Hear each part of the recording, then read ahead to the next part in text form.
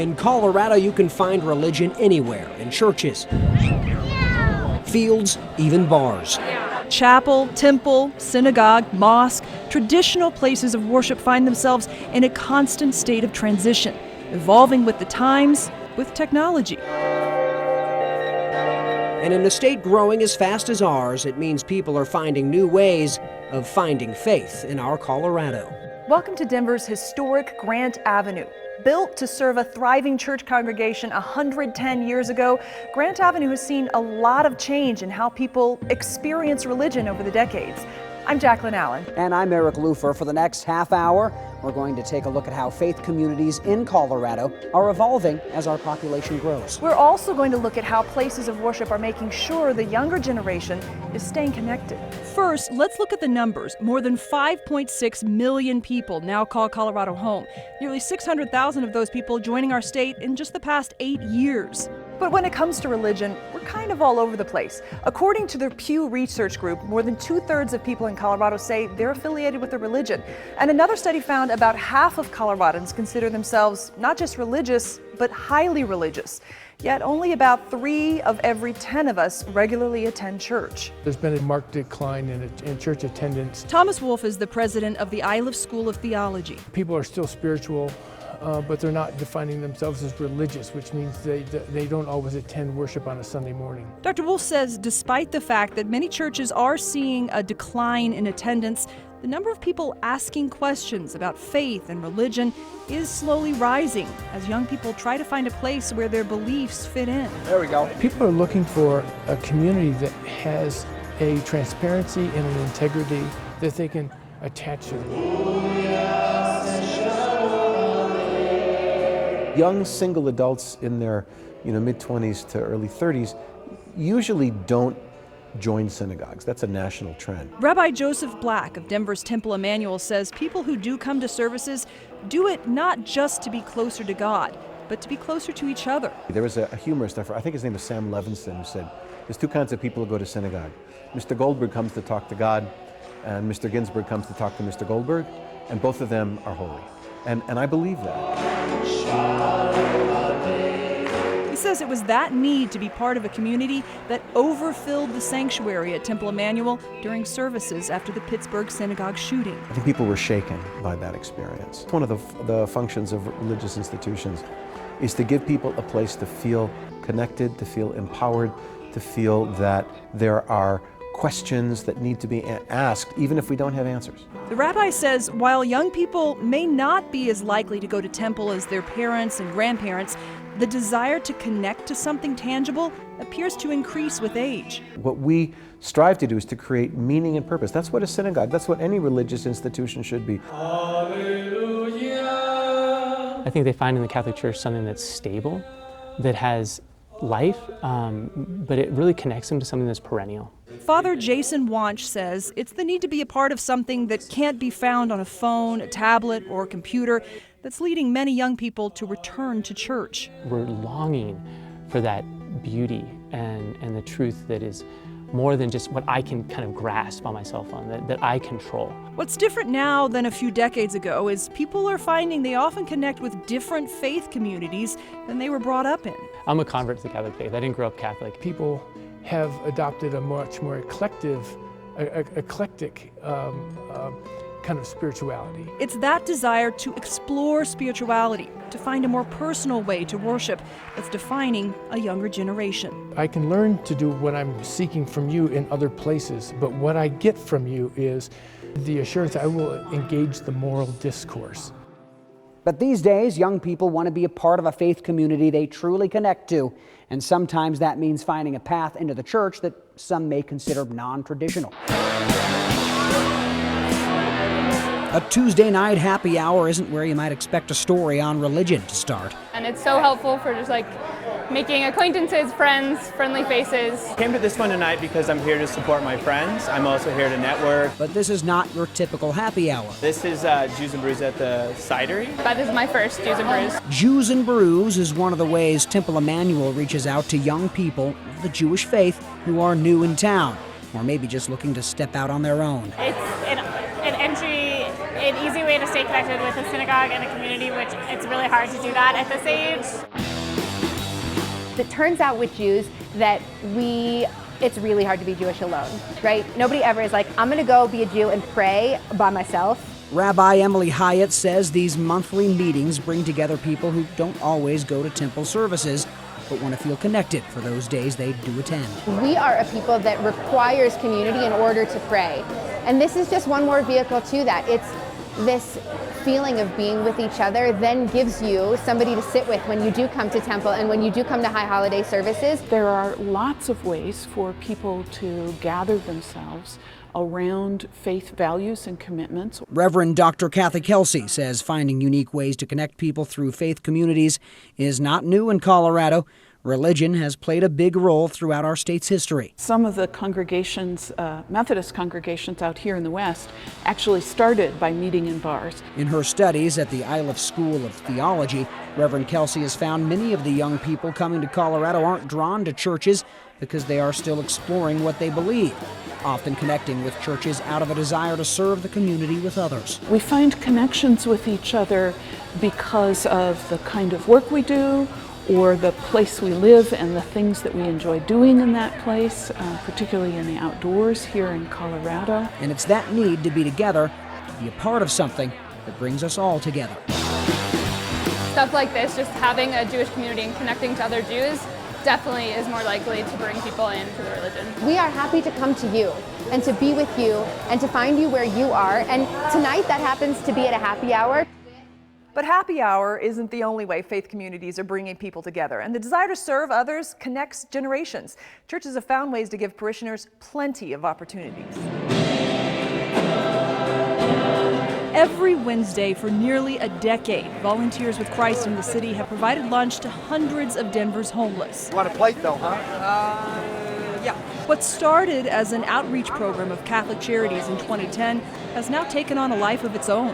God wants us to encounter not just God in a spiritual way, but in a tangible way. Things like community, I think young people are longing for that. Many of the Volunteers with Christ in the City don't regularly attend church, choosing instead to spiritually connect with their world through service. And I think spiritually that means the young people just don't want to find a God in your own image and likeness. You know, it's great to connect where people are at, but I think people want to be connected to something that's greater.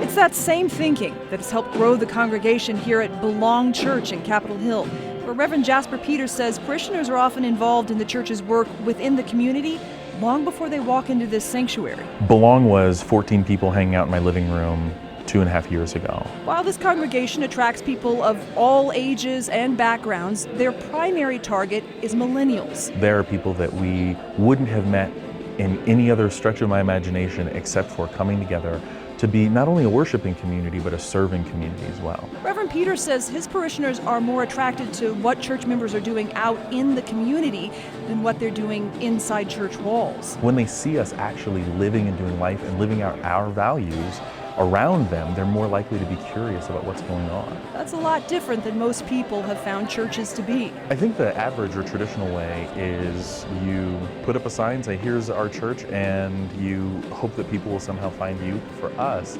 we realize that that model doesn't really work anymore. Both Reverend Peters and Father Wanch say people want to see that their church is doing more than providing spiritual guidance to members.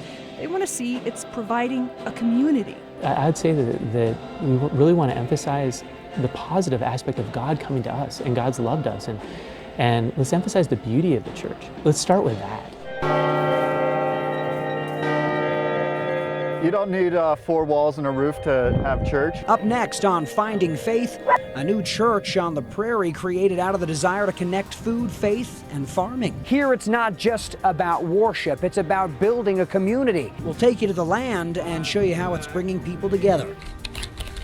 And later, we're going online with Colorado churches. YouTube channels, the Catholic Stuff Good podcasts, you know, and they're kind of meeting people where they're at. And showing you how technology is not just connecting people with their churches, but helping churches decide where they want to put down roots. It shows us the trends that are coming, the things that are gonna happen in the years to come.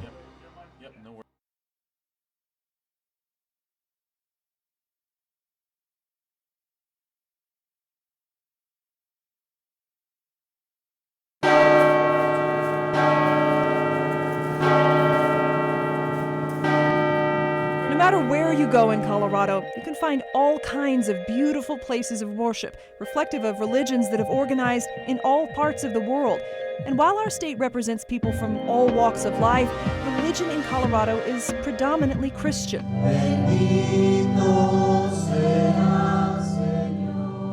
In fact, the largest single religion practiced in Colorado is Catholic, and you can find weekly services offered across the state in both English and Spanish. About 16% of Coloradans identify as Catholic. Another 48% say they belong to any of the dozens of other Christian religions practiced in our state. Then there are non-Christian faiths like Judaism, Hinduism, and Islam. Still, a third of us don't identify with any religion at all. Finding the right faith community can be a challenge. For one church that's growing in Aurora, it's meant starting from scratch and literally growing from the ground up.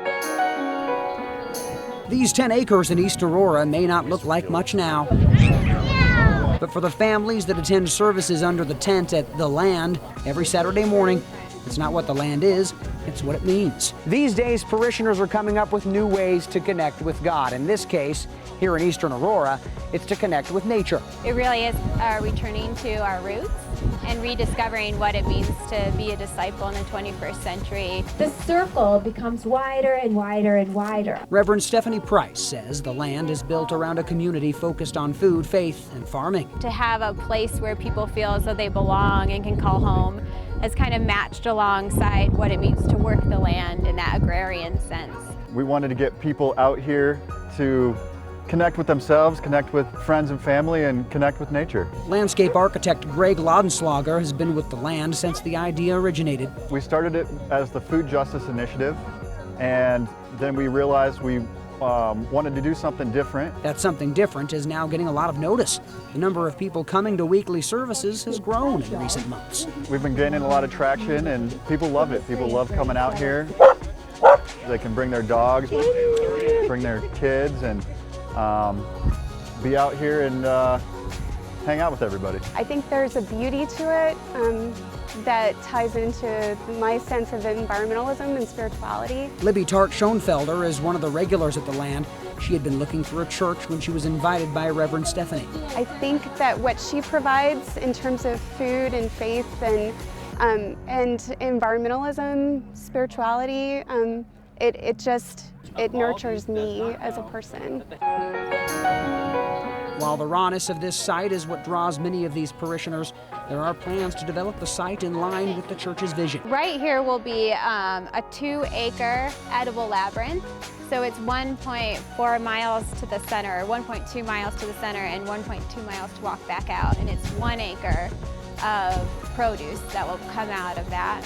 And then over this hill over there, there'll be an outdoor amphitheater for educational programming, for outdoor services. Services will continue to be outdoors, but plans eventually call for a structure where they can take refuge on cold weather days. The cathedral greenhouse will be what would typically be thought of as a church, with 4 walls and a roof. But we're still all contributing to the same cause of providing fresh local food to our neighbors in need. And according to development plans for the area, there are going to be lots of neighbors. This is an area that will have 1,000 acres of development around it.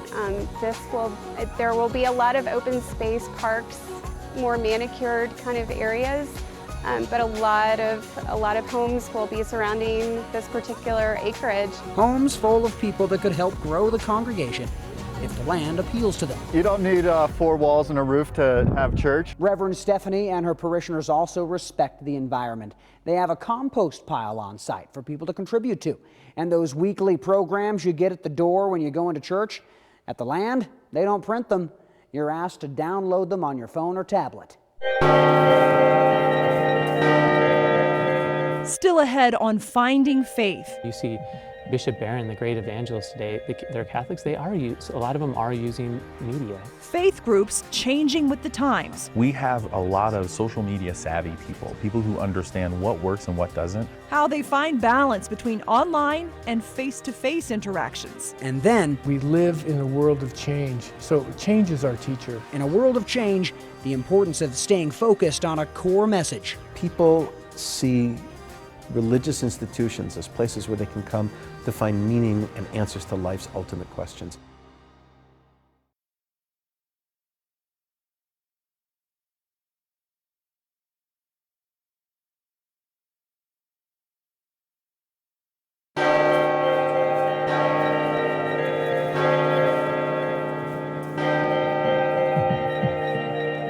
Do you like mentor them?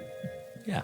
Do you like talk to them about this is what it means to be a priest? I just tell them a bunch of stories about the crazy things that have happened to me in my ministry. That was a clip from the podcast Catholic Stuff You Need to Know. The priests behind it are based in Denver, but their thousands of followers are from all over the world. Technology provides an interesting challenge for faith communities. On one hand, in this day and age, it's hard to be an entity, church or otherwise, without a Facebook page, Twitter account, and website. On the other hand, church is the only place where many people go where they can escape all that. What's in between is a delicate balancing act that's constantly evolving.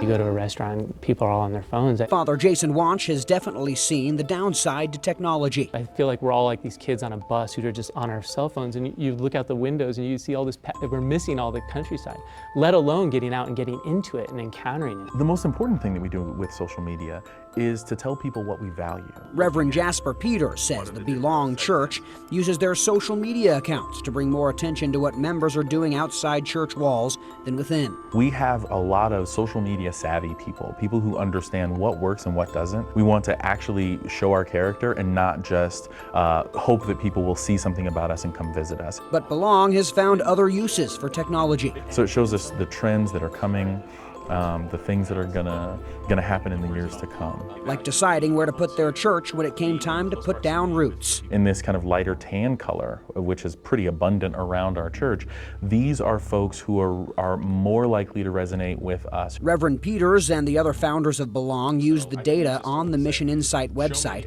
to find an area of town with plenty of people they thought their church would relate to, a group called Young City Solos. They tend to be in my same age group, give or take 10 years. They tend to be looking for community. And most of them have moved to the metro area in the last 10 years, which studies say means the likelihood they've connected with a faith group is slim. And when we think about what has happened in Denver in the last few years, there's a massive number of people who've come in here who are looking for community. The website also allows them to see how their chosen neighborhood is changing. We've learned that our neighborhood is historically rather diverse, but rapidly gentrifying. And so how can we be sensitive to the people who are displaced, but also be sensitive to the people who are coming in, the new people in the neighborhood? You got to meet them where they're at. You know, you see Bishop Barron, the great evangelist today, they're Catholics, a lot of them are using media. Father Wanch sees a definite place for social media as long as it's focusing on the beauty of the religious community. They have good YouTube channels.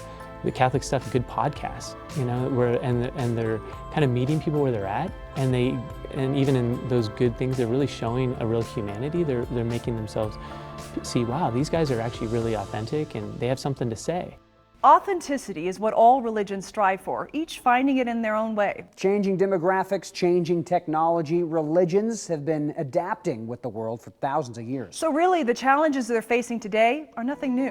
One of the phrases that we use constantly is here in Hebrew, it's Hayashan yitchadesh v'chadash yitkadesh. May the old be made new and the new be made holy. Faith has been changing with the times for thousands of years. People see religious institutions as places where they can come to find meaning and answers to life's ultimate questions. And as Colorado's population continues to grow, the speed of that change will likely increase. We live in a world of change, so change is our teacher. Change helping more people find the places they belong. Our faith ought to be the thing that drives all that we do, the way that we work, the way that we treat each other, the way that we engage with our friends and families, and the way that we believe that we can transform the world around us. Looking at what's out there around you and understanding who created this and just feeling like you're part of a presence.